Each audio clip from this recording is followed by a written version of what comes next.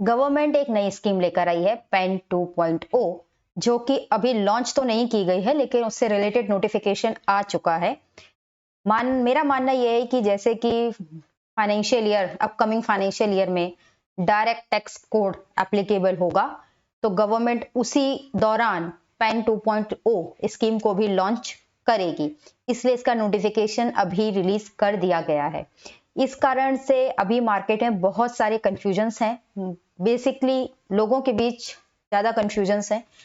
कुछ लोगों को ऐसा लग रहा है या कुछ लोगों के डाउट्स ऐसे मेरे पास आ रहे हैं जिनका पूछना ये है, क्या पैन 2.0 स्कीम आने के बाद हमारे जो एग्जिस्टिंग पैन कार्ड्स हैं वो इनवैलिड हो जाएंगे, हमें नए पैन कार्ड्स लेने पड़ेंगे? हम इन्हीं सब सवालों के जवाब इस वीडियो में जानेंगे। मैं सीए श्रद्धा शर्मा आप सबका स्वागत करती हूँ आपके अपने चैनल एडेक्सी क्लासेस में। तो सबसे पहले पैन 2.0 स्कीम क्यों आई, क्यों नहीं आई? सबसे पहले जो क्यूरियोसिटी है, जिज्ञासा है, क्या पुराने पैन कार्ड इनवैलिड हो जाएंगे, हम उसी का आंसर अपने इस वीडियो में देख लेते हैं। तो क्या ओल्ड पैन कार्ड इनवैलिड हो जाएंगे? तो answer is no, old PAN cards invalid नहीं होंगे, वो वैलिड ही रहेंगे। तो आप पहले तो इस बात की खुशी बनाइए कि आपको जाकर नए पैन कार्ड नहीं बनवाने हैं।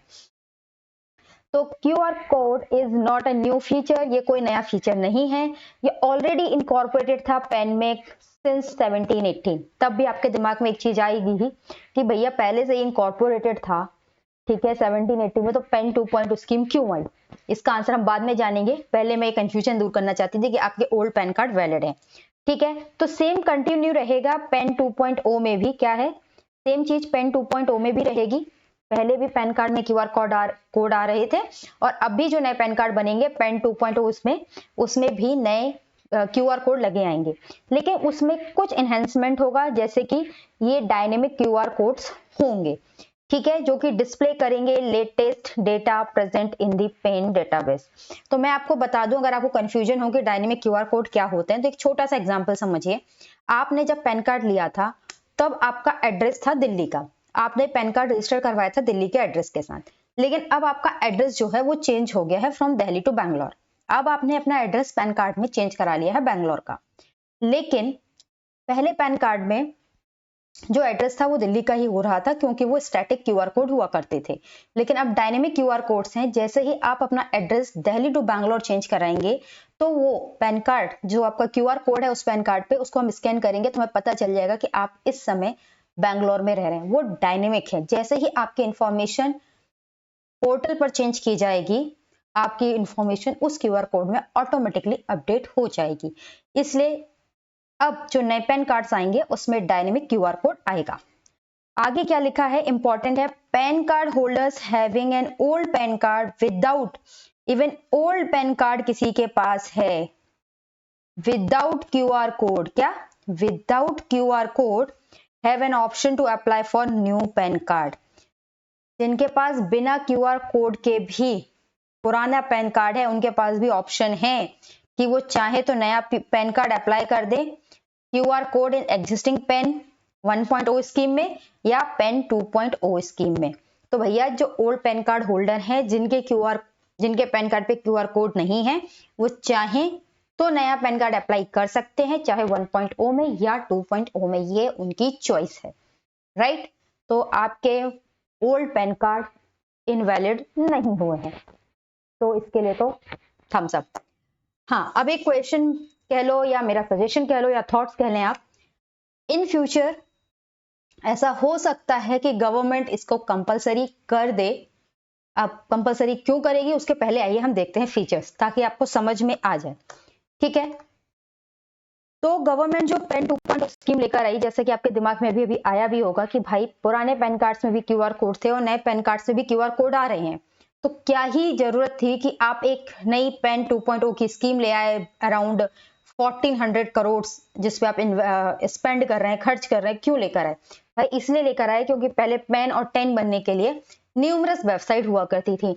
NSDL की वेबसाइट पे बन रहा है, E-फाइलिंग पोर्टल पे बन रहा है, गवर्नमेंट प्रोटीन एक करके साइट हुआ करती थी, उस पे बन रहा है। देयर आर वेरियस साइट जहाँ पे पैन और 10 रिलेटेड सर्विसेज मिल रही थी।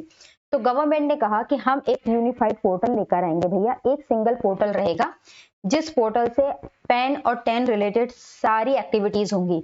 सारी एक्टिविटीज होंगी मतलब वहां से आपको अलॉटमेंट भी होगा, न्यू पेन, ठीक है। वहां से आपका पैन कार्ड अपडेट भी होगा, ठीक है। कोई रेक्टिफिकेशन है, आपके पैन कार्ड में गलती हो गई, इसको सही करवाना है, ठीक है, रेक्टिफिकेशन होगा, रेक्टिफाई होगा। जो भी पेन 10 रिलेटेड डिटेल्स हैं, सर्विसेज हैं, वो आपको सिंगल पोर्टल से मिलेंगी। तो एक यूनिफाइड पोर्टल गवर्नमेंट लेकर इसीलिए आई है। यानी कि पहले जो आपका था, अगर मैं बात करूं, पहले जो आपका था, जैसे कि पोर्टल हुआ करते थे UTITSL, ई फाइलिंग पोर्टल, टिन NSDL, उन सब के लिए अब एक सिंगल पोर्टल है, ठीक है ना। UTITSL प्लस इनकम टैक्स का जो पोर्टल था वो, प्लस NSDL, या इन सब की जगह एक सिंगल पोर्टल आ जाएगा। क्या आ जाएगा? एक सिंगल पोर्टल आएगा जिसके थ्रू सारे काम होंगे, राइट। QR कोड में एनहेंसमेंट हो गया है। पहले जो कोड था वो रियल टाइम बेसिस पे अपडेट नहीं हो रहा था, मैंने आपको पहले ही बता दिया। अब डायनेमिक QR कोड है, आप जैसे ही अपने इंफॉर्मेशन पोर्टल पर चेंज करेंगे QR कोड में, वो इंफॉर्मेशन ऑटोमेटिकली चेंज कर दी जाएगी। मैंने अगर अपना एड्रेस जाके पोर्टल पे चेंज किया है, तो अगर मैं अपने पैन कार्ड को स्कैन करूंगी तो उसमें जो इंफॉर्मेशन मिलेगी वो ऑटोमेटिकली चेंज हो चुकी होंगी। तो ये क्या है? QR कोड में एनहेंसमेंट किया गया है, डायनेमिक QR कोड लाए गए हैं। अब आपको जो पेन मिलेगा, ई पेन मिलेंगे, मतलब जो आप अगर इलेक्ट्रॉनिक पेन लेते हो, यहाँ याद रखना ये इलेक्ट्रॉनिक पेन की बात हो रही है, ठीक है। आप इलेक्ट्रॉनिक पेन लेते हो या कुछ अपडेट कराते हो तो वो आपका फ्री ऑफ कॉस्ट होगा। इसका मतलब ये है, अगर मैं इलेक्ट्रॉनिक पेन ना लेकर फिजिकल पेन कार्ड लेती हूँ, ठीक है, फिजिकल पेन कार्ड लेती हूँ, ठीक है, आप सबके पास पेन कार्ड होगा, आपने देखा। अगर आप नया पैन कार्ड बनवाते हैं और आप चाहते हैं कि आपके पास एक फिजिकल पैन कार्ड आए और आप फिजिकल पैन कार्ड लेते हैं, तो आपको वो नॉमिनल फीस देनी पड़ेगी। और जो नॉमिनल फी है वो आई थिंक अराउंड जो है वो ₹50 है। तो इट्स रियली नॉमिनल, 50 रुपए की फीस आपको देनी पड़ेगी और फिजिकल पैन कार्ड आपके घर आ जाएगा। और ई पैन कार्ड आपका टोटली फ्री है।